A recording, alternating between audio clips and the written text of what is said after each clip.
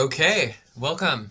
Hi, my name's Collier Hammonds. Welcome to another video from Super Bad Ads, a digital marketing agency built for small businesses. This video is specifically on how to get your website to show up on Google by people who do show up on Google. So if you Google Super Bad Ads right now, which I'm not going to do for the sake of bragging, you'll see us. We're there. And this is really a complicated thing called SEO, or search engine optimization, but we'll kind of talk you through the whole thing. Real quick, like I said, we're Super Bad Ads. We're a digital marketing agency located in Austin. We are designed specifically to help you grow. We also work with a ton of startups. I'm Collier. I'm the lead consultant and founder, and I always say call your friend. So what we do, paid media, search engine optimization, which is what we're going to be talking about today, social media management, content creation, communications planning, as well as technology consulting. So the three main things that we always talk about are paid media, organic social, and SEO. This is going to be a deeper dive, or really more of a high level basic intro to SEO. But yeah, we're excited to get into this. So as always, I've got a bunch of fun, gifts and things to help liven up our conversation. But is SEO dead? No, obviously not. I do it every single day. We work with tons of clients and have seen tons of success growing businesses and impressions and clicks and ranks for websites, all different varieties. So it's not dead. In fact, it's changing a lot. I will say that there's a ton of disruption to search, including how social search is now a thing. This video is not going to go into social search. It's going to focus specifically on search engine search. So Google, Bing, Yahoo, the like of that, DuckDuckGo, other different versions of that. And ultimately, SEO is when you optimize your website to make it discoverable. So it's adding certain text, certain keywords, things called headings, structures. All of that is really what comes together to make your website discoverable by Google. And how does Google find your website, right? Google actually sends a ton of little tiny robots out across the web, and they go out and essentially look for your websites to add to Google and to Yahoo and to Bing. And so when they're doing that, they need certain cues and signals that say, yes, hey, look at me. Which pages should I index? Which ones should I not? How should I index those pages? And so we're going to teach you how to do the basic stuff here that ensures that you have a website that is at the bare minimum going to get found by those little Google robots, and make sure that your website is going to get found by your potential customers. So the 5 steps that we really care about here today is 1, get your Google Search Console set up and connect the other Google properties. 2, sign up and set up a free account on SEMRush. 3, do your basic keyword research. 4, ensure all of the web pages have a basic SEO setup. And then 5, start posting content and don't stop. So the big thing to start off with is that this is not a fast thing. SEO is in fact the thing that teaches patience to marketers across the world. And if you're coming into this thinking, I'm going to do all of this work today and I'm going to knock it all out or over the week, and I'm going to turn around and tomorrow my website's going to be #1 on Google, you are far from correct, my friend. This is going to take you time. It's going to take a concentrated effort, and it needs to happen over a long period of time. So buckle in. This is a journey. This is why we have a company that helps people with SEO. There's lots of stuff to do, and there's lots of time it takes to do it. So number 1, first thing you have to do, get your Google Search Console set up. So what is that, right? What is a Google Search Console? If you go into Google right now and type in Google Search Console, it's going to take you to a section, and it's going to, I'll pull it up and show it in a different part of this video, but it's going to have you verify. It's going to show that you don't have any properties connected. You're going to click on add a property in your top left of your screen. It'll be empty. It'll say select a property. You'll click add a property, and that it's going to pop this little section up where you're going to either be able to add a domain or a URL prefix. Okay. This is really important, and you're going to need access to your DNS settings. So if you don't know what that is, essentially it's just a fancy acronym that means that your like web browser and kind of hosting settings. And you have to add a couple things to verify to Google that you are in fact the owner. So it'll give you a little snippet. Go to your DNS settings, which in WordPress is very easy to do. You can just Google this yourself. Like, so if you have Squarespace, Wix, there's a bunch of different versions. So depending on what your web hosting platform is, just Google how to edit my DNS settings. Again, you will need to be an admin. If you're not an admin, you'll need an admin to help you with this. And then you're going to connect your Google Search Console and claim ownership of it. Okay. Once that's been verified, you can then go to Bing Webmaster, and you can then cross connect your Google Search Console to your Bing Webmaster so that it is auto updating both places. This is important because those are the top two US search engines. So you need to start by doing that. Okay. The next thing you're going to do is you're going to go to googletagmanager.com. You are going to create a property and make sure that you have a Google Analytics account and a Google Tag Manager account. Okay.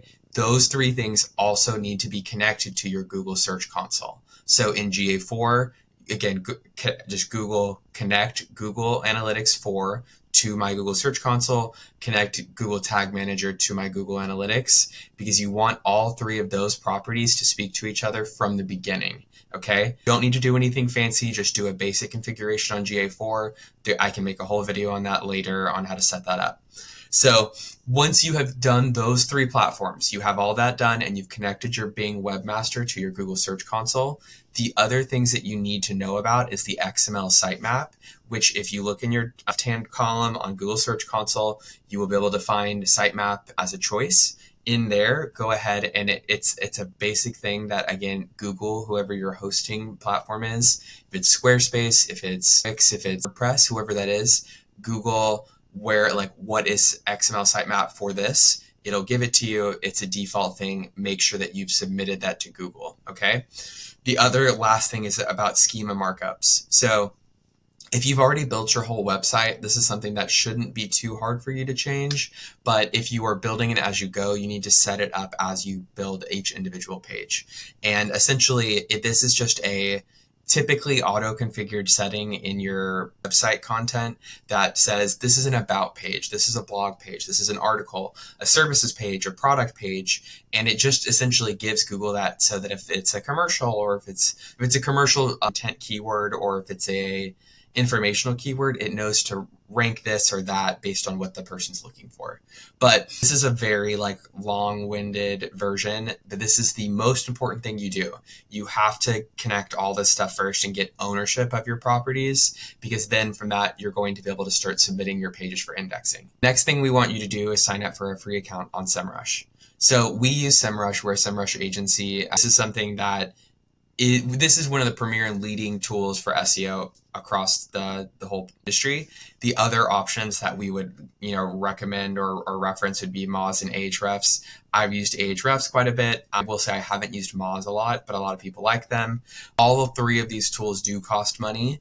I believe both Ahrefs and SEMrush have free accounts that you can use forever. Okay. On SEMrush's free account, I will try to hop over and show that part of this as well. I don't know why my setup's not letting me do it, but I can still talk to you and tell you about what the two kinds are. So on SEMrush, there's two kinds of accounts. Okay, there's a free trial account where you can get all of the cool stuff. I can pretend like you're us or somebody like us who is paying for most of the things. You can just have a free account forever. You don't have to do a free trial. You can pretty much always use it. And what we're going to tell you to do is great for a free trial. You do not need to pay for an account. We're not here to tell you to spend a bunch of money. In fact, I think that's the most important thing that we try to do in all of our recommendations is when we're giving out advice, we're not going to tell you to go spend money on stuff because we know you're a small business, you're a startup, you don't have a ton of extra funds to spend on things you don't need to spend on. Don't spend on this yet. This is something to get you going. If you are going to get into SEO, contact us, start thinking about the paid account, but for now, just worry about the free and use the free. So the 8 things you can do with this free account is you can perform keyword research, you can analyze your competitors, you can track your keyword rankings, audit your website, monitor your local listings, get recommendations for content, create optimized content, and get ideas for on-page SEO. So you can do a lot of cool stuff with your free SEMRush account. Like it's pretty versatile and it's pretty powerful. The thing that I'll give you the heads up, and this is why you need to be a little bit smart about how you do this, we're going to hop into the keyword research part of this. This is the next thing that you have to do, is you really need to get into your keyword research. So what is a keyword again? Just a refresher. A keyword is what Google uses to, like, a language term or word or phrase to essentially tie in search intent and put together this idea. So if, for example, Austin Digital Marketing Agency is one of the keywords we care about, because we want to have people who are looking for that or specifically care about that to show up. We also want to show up for just digital marketing agency, right? So there's sometimes like long tail phrases you care about. There's also sometimes short. That's kind of what we were talking. So short tail would be like one word, marketing. Long tail would be how to get my website to show up on Google. That's a long tail. Informational keywords are people who are just seeking like a guide. Like this, people who are looking for what you're watching right now are just wanting info. They don't want to be sold something. They don't want to be told to go spend a bunch of money. They just want to, hey, how do I do this? Transactional or commercial, those people are trying to buy something. They're specifically looking to make an exchange or investigate services and potentially look at what to do. So when we're talking about how to actually do your research and think about your keyword, you need to think first how people search your industry or your business, okay? And what I mean by that is when you're thinking about your industry and your business, you might think that it's, like I said, digital marketing. So, and this is actually a great quick anecdote on this. When we first started, we were like, we're a consultancy. We still are. But we were like, it's very important that we label ourselves as a consultancy. When I looked at the keyword volume for marketing consultancy versus marketing agency, it is very clear people have a strong preference towards using marketing agency versus marketing consultancy. And so just because I want to brand us as a consultancy, we can't use that keyword. If we do, we won't show up for Google. We won't appear and get the opportunity to win someone over. So that's an example of, like, you need to figure out how people search your business and then align your website to that keyword. Do not try to say, well, I want it to be, it's like, it doesn't matter what you want it to be. If people aren't searching for you in that way, you can't say, I'm going to own that keyword. Or you need to have a belief that I'm going to own this and I'm going to build awareness of this search term, which is very hard to do. So I really wouldn't recommend that, but it is a way you can go. And it is sometimes an opportunity to rank for pages or terms that aren't getting searched for very quickly, but it's also because it's really low volume and you're not going to get a lot of searches for it. Another quick thing to do is just look at competitor websites and see how they're doing it. Go and that competitor research in your free tool or free trial, use that. Hop in there, go see what's going on, and use that as an example to effectively be able to check out the other keywords they're using and the keywords you maybe should be using too. Okay, step 4. Ensure all of your web pages have the basic SEO set up. This is a lot of stuff, and I'm going to kind of talk you through all of it and where you can deal with this. So these are the specific terms. This will also help you identify where to update it on your platform. So when you are Googling and saying WordPress or Squarespace or Wix, this is how you can kind of know what to look for. So the first thing that you need to do on every single page is have a title tag, okay? Under 60 characters is recommended. Some 70 is really the max. A title tag is also known as a SERP, or a search engine results page title. And that is when you are on Google and you see, somebody's URL structure on Google. That's what a title tag is. A meta description is the description underneath. I'll actually grab a screenshot for you on this. Okay, enhancing my presentation, in the middle of my presentation, Super Bad Ads Digital Marketing Agency for Small Businesses. This is the title tag. This is what shows up on Google or Bing or whatever to be the title of my page. This is the meta description. You need to configure every meta description yourself, or it will automatically be set by the website. And if you let it do that, the right keywords might not show up. For us, we care about digital marketing agency for small businesses. Digital marketing agency for small businesses needs to show up in your title tag as your targeted keyword and in your meta description. The closer to the front you can do, the better, but that's the key things that you need to be looking for. Header tags. This is the content on your page. So when you click on superbadads.com, the first thing you see is our header. The title tag is on Google. The heading, the head one, H1, is the title of the page that on the content. Every single subheader, so like when you see the next section or sub bullets or things like that that are distinct, those should be sequentially ordered H1 through down. So H2, H3, H4. So in a section that is now your, right after your H1, you should only ever have H1, H1. All of your other main title or subheadings should be H2s. Anything connected underneath an H2 should be an H3 and down that way. So make sure your content has heading tags on there. Also, you need to make sure that all of your content is optimized with the keywords, okay? You need to go in and look at all the content, ensure that it is properly spread out and included multiple times throughout the content and in different orders or phrases. So, small business digital marketing agency, digital marketing agencies for small businesses, digital marketing agency for small business. I'm taking the same keyword and I'm restructuring it to say all the different tenses, orderings of the words, because you want to have it as versatile and focused on that phrase as possible. So it's not just about picking one keyword, it's about thinking about all the ways the keyword can be utilized and said. Image optimization, the main thing here is have alt text. That is anytime you add an image or have an image on your website, you have the ability to add alt text to it. That alt text is an SEO optimization tactic to show up on the images tab of Google search or Bing. Internal linking is how the website actually lifts itself up like a boat. Think about it as if you have a website that is a bunch of individual pages floating out at sea, they're all kind of fighting for their own in the current, right? If you tie all of them together with internal links, so all of your pages link to each other in ways that matter and are significant, it actually kind of creates a life raft for your website that helps it float higher to the top of Google search.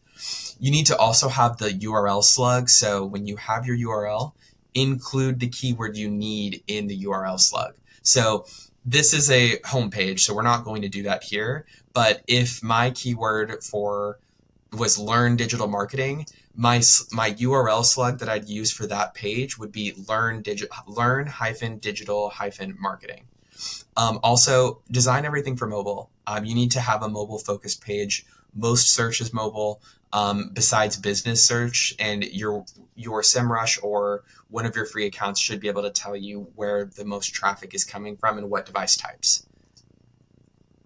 So the last one, start posting and don't stop. This is something that is hard to do, but also you just got to keep going. It's not going to get any easier. It's a time commitment and it's something that Google rewards. So I'm going to wrap up because this part's not overly complicated and I think that I don't need to little or over explain it. This is something that when you post more, Google rewards you. Get crawled more often because Google's like, wow, there's so much new content coming out. I need to make sure we're sending bots there every day. You have improved keyword coverage, so adding more and more keywords to Google makes you more trustworthy. The more times Google says, yeah, we're going to rank this website towards the top of the page, the more times you're going to help the entire website. That boat idea where you link everything together so it rafts and it rises quicker, that is the same thing here. The more times Google says you did a good job, it's going to give you rewards that spread across your whole website. You need to make sure that there's a high user engagement. If people are landing on your page and jumping away immediately, they're going to say, oh, wait, this content stinks. People don't like it here. This is a bad website. I'm not going to rank it. So if you have to make sure that you're providing a great user experience and again, providing valuable content to people as well. Don't just start posting random keywords because they have low keyword difficulty. You need to have an approach that matters and relates to your content of the user. Also will help your brand authority or backlinking opportunities. Backlinking we didn't get into, and honestly for getting started and getting to show up on Google, this is not something that I would recommend at the beginning. This is a more advanced SEO tactic, but if you have great content and people recognize that, you're going to get backlinks naturally from people finding you and saying, hey, this was good and I recommend reading this. And then also the last thing here is that the algorithm favors freshness. It likes the 2025 content more than the 2024. If your competitor has a page that says the 2024 guide to digital marketing and you write the 2025 guide, Google's probably going to like your version better because it's newer. They're like, well, 2024 was last year. People want the 2025 edition. So that's it. To summarize, get set up on Google properties, go get your Google Search Console verified, take ownership of the domain, register for your free SEO tool. We recommend SEMRush. Tell them we sent you. We love them. Do your keyword research. Figure out what people are searching for your business. Don't get caught up in what you want it to be. Listen to where the volume is and use that to help guide how you should pick the keywords for your website. Do the basics. Go back to that section of the video. Google every single thing on that list that I showed you for your platform and make sure you are doing that for every page. Don't miss a single page. You have to do it consistently and intentionally and comprehensively. And then don't stop, won't stop posting. Once you get started, the best thing you can do is to keep going. The worst thing you could do is to do all of your work and then say, I'm going to forget about my website for a year. You might, all that goodwill you're going to earn in that period of you publishing and making all this content is going to sit there and get stale because Google is going to say, wow, they made all this stuff and then they disappeared. We should show websites that are more active and are bringing content more consistently.